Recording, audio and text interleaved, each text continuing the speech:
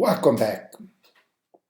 In this video, I'd like to share a story. It's a touching story because this story is what one of my favorite British teacher, Gill, remember about Queen Elizabeth II. Gill lives in the Midland, north of London, 120 miles. She had not the opportunity to go to central London, but she watched the event after Queen Elizabeth's second death on television. And in this short story, she recalls what she remembered about the Queen when she had the opportunity to see her the first time when she was just 3 years old. This is the touching story Gill tells, and I want to share with her because this British teacher, has inspired me so much. I have learned a lot of English from her, and I want to express my gratitude for that. Here is the story.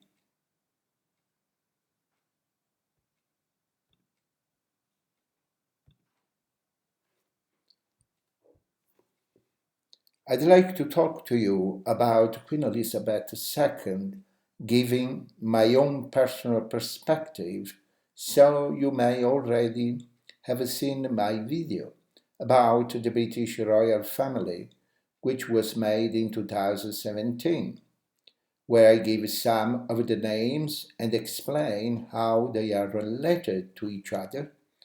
Of the names, and you may also have seen my video on the age and periods of English history made in 2021, and where I get a bit emotional toward the end of the video when I'm talking about the second Elizabethan age and the reign of Queen Elizabeth II. I'm sure you've probably heard about by now the news that Queen Elizabeth II died on the 8th September 2022. And that was quickly followed by lots of processions to the street, church services, a line in stage in London where people could work to and pay their respects. The main funeral in London on the 19th of September and the final procession and church service at Windsor Castle, just to the west of London. So, if you are living many miles away from UK, perhaps in a country where you don't have a king and queen, these events and people's reaction might all seem quite strange, though perhaps it's a normal reaction to the death of a very famous and popular person, whether they are a monarch, a politician, an actor, a footballer, and so on. I think because the Queen was quite elderly, she was 96 years old, and that didn't come as a surprise. But for a lot of people, it came as a shock. It was something a lot of people had been dreading because she had been queen for just over 70 years, and for most people, including me, had never known anything different. She had always been the queen, so you may have seen news coverage with a lot of people in the streets, bringing flowers, queuing up for hours, some of them overnight, to file past the coffin in Westminster Hall. I read a bit of a discussion in the press about why people felt the need to do that, to be there. I'm sure there were different reasons for different people, but basically, I think they want to feel part of a unique historic moment and be with other people who felt the same way, a sense of community. I didn't go to central London myself, but I watched a lot of events on television each day, and that was another way of being part of it. But I'm also aware that some people have different attitudes and opinions about the monarchy, and some were criticizing the television channels of the way they were covering the event with hardly another news being reported. This was perhaps because they are not so happy about the system of a monarchy that we have in the UK. Some people just don't care about the monarchy, while others, who you might call Republicans, are actively campaigning to replace them on a key altogether and perhaps have an elected president instead. But the way the system works is that as soon as a monarch dies, the heir to the throne takes their place. So Charles, who was previously Prince of Wales, is now King Charles III, and his son William, who was previously the Duke of Cambridge, is now Prince of Wales in his place. This succession, as it's called, is a way of avoiding a power vacuum where different people might make a claim to the throne, which sometimes had happened hundreds of years ago, and it could result in a lot of instability and uncertainty, even to the extent of people supporting different candidates and fighting battles. So for me personally, as for a lot of people, Queen Elizabeth II had always been there.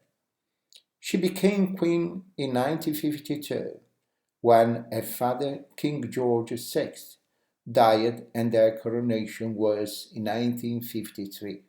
And that was before I was even born, so you may be wondering if I ever saw her in person rather than just on television. Well, I did have a vague childhood memory of my mother taking me to see the Queen driving past us in a car when I was about 2 years old. This was in my hometown in the East Midlands, about 150 miles north of London. I wonder if this memory was accurate or whether I just imagine it. So I did a bit of googling to find out if the Queen had actually visited my hometown in that year, and I discovered that she really had been there. I found some photos of her visit, and her husband, Prince Philip, was there with her, so my memory was correct. I remember my mother said to me that the Queen had looked straight at me as she was smiling and waving from her car, but I don't really remember seeing her, to be honest. I just remember being on a pavement with a lot of other people who were mostly a lot taller than me. When I was a teenager in the 1960s and 70s, there was what you might call a countercultural period when people seemed to become more critical of royalty and what's called the establishment, with a capital, and they felt that the royal family had no relevance to their own lives, that it was an old fashioned tradition, and that we could do without it.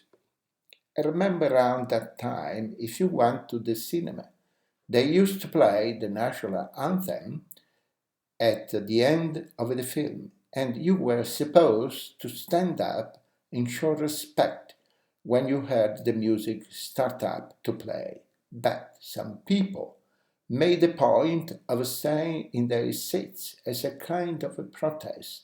But then, after a while, cinemas and theatre stopped playing the national anthem altogether. So there have always been different opinions about royalty, and that's okay because in the UK the idea of a free speech and the right to express your own opinion is accepted. But as time has gone, I've come to realize how hard working the Queen and other members of the royal family had been.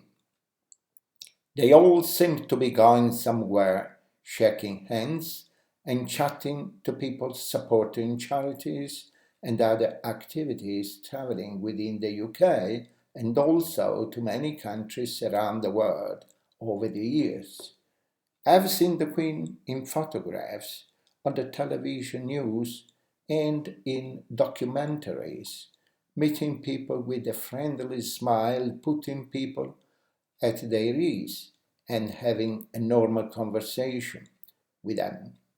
Even when she was at home in one of a castle or palaces, she was working at her desk, reading through paperwork, organizing things, having a weekly meeting with British Prime Minister, making plans for the next trip, and so on. I believe the Queen was a genuinely nice person who represented some good values: kindness, politeness, calmness, respect, stability, optimism, and in recent years we've seen more of a lovely sense of humor. I'm giving you a link here to the James Bond sketch that she did with the actor Daniel Craig for the opening of the 2012 Olympic Games in London, where she, oh well, it was a body double, and James Bond both jumped out of a helicopter into the Olympic Stadium, which Union Jack parachutes, and then 10 years later, in 2022, for the Platinum Jubilee, her 70-year-old anniversary of becoming Queen, she did another sketch, and I'm giving you a link to her having tea with the Paddington Bear and producing a marmalade sandwich for her handbag. So, to round off these random thoughts, my words to the late Queen Elizabeth are what Paddington Bear himself says at the end of that sketch. Thank you, Mum, for everything. And thank you to you all for watching this video. Thank you so much. See you next time.